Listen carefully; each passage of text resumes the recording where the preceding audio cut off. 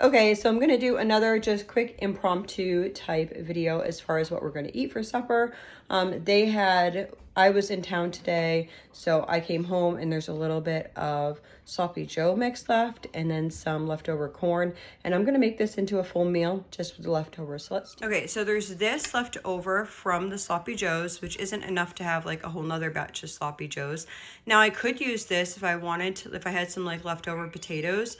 I could use the sloppy joe mix to like put it on the bottom of, because I have the corn too, I could put mashed potatoes on top of these too. We do not do instant mashed potatoes. My husband is, yeah, we do not do instant mashed potatoes. He is definitely not a fan. So I don't feel like boiling potatoes, but that would be an option with this right here. And that would work. So we have probably, I don't know, maybe 1.5 pounds of sloppy joe taco meat or sloppy joe meat. I'm gonna add that leftover corn there. And then I'm going to add a jar of homemade salsa. And then I'm going to add another jar of homemade salsa. Whoa, without knocking everything off the counter would be better. There we go. Now I'm gonna add a jar of cabbage. And then I'm going to add another jar of cabbage. Now, you could add whatever the heck you wanted in here. Carrots would be great in here. That would be lovely. I'm gonna stir this around and see what I feel like I want to put in here. I think I'm gonna put some dried things in here next, so I'll show you. Okay, so I make this soup mix. It is just, turn around the other way. It is carrot, onion, celery, and squash, which would be yellow squash and or zucchini. And then this is some kale.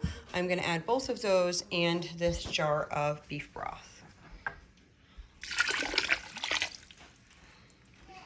I could probably go for a couple jars of beef broth, but honestly, they're not upstairs. So I think I'm just gonna do this and then I'll add some water on top. That there. That was the soup mix, and then I'm going to add some greens.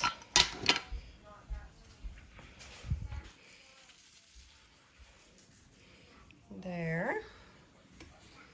Okay, so here is a can of chili beans that I had. I'm gonna add those to it, and I'm also going to add some of this because I'm trying to use it up.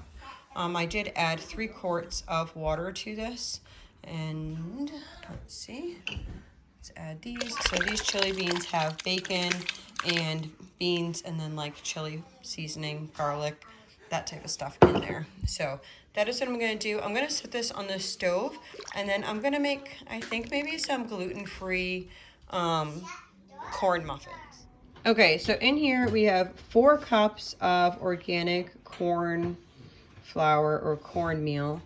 And then I have 7 cups of 1-for-1 gluten-free flour. And then I have, excuse me, 8 teaspoons, not tablespoons, teaspoons of baking powder.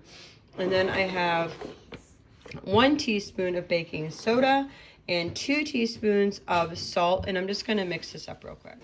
Okay, so this is 4 eggs in there, and then I have some honey, crystallized honey at that. I might need to actually have 2 hands and scoop this out. I am going to do about 1/3 of a cup of honey in here. So she is going to take this butter here and melt this up. So here is the mostly melted butter. I am going to bring this over here. And we're going to add this to that.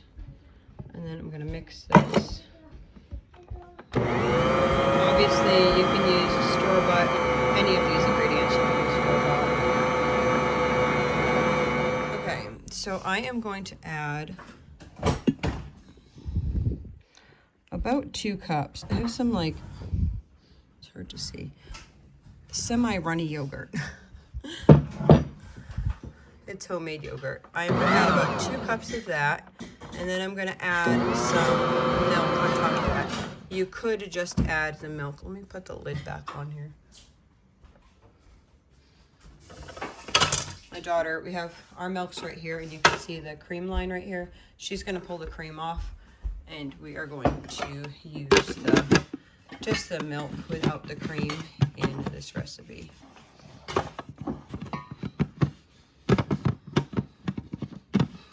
It's so weird when you're like looking through the camera to try to like do things. It seems like you're like doing it backwards sometimes.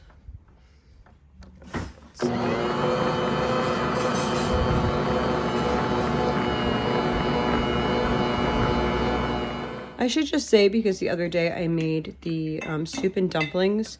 Most of the time if I make soup or something, I will make something to go with it. That's not always the case, but we normally we don't eat bread on a regular basis.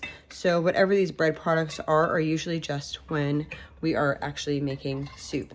So in case anyone wanted to know.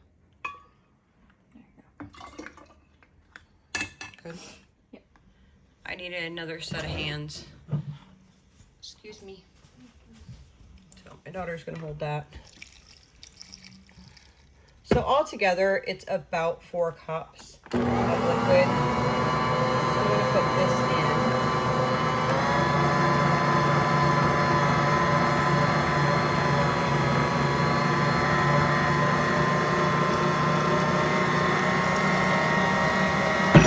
I guess like a cake batter, but a little bit thicker.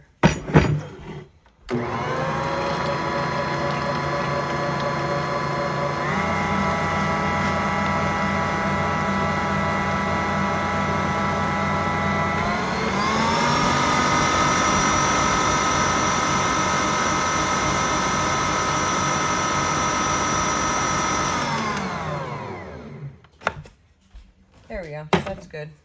So this is what it looks like here. And I am going to actually put these into muffin. Put this into a pan, like a cast iron pan, and cook this on top of a wood stove. This is just regular, basic, like corn muffin. So this is going to we're gonna do it in muffin tins themselves because I doubled the batch. So I'm gonna have this batch here, and then I'm gonna have, which would be about half of that batter there, and then the other half I would put in the freezer. So I just added like a teaspoon of salt, and I added some tomato, my powdered tomato that I made last year, probably about half a cup of that.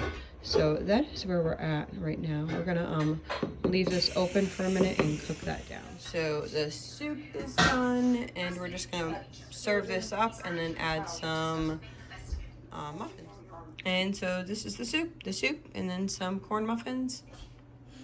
There we go. I like it.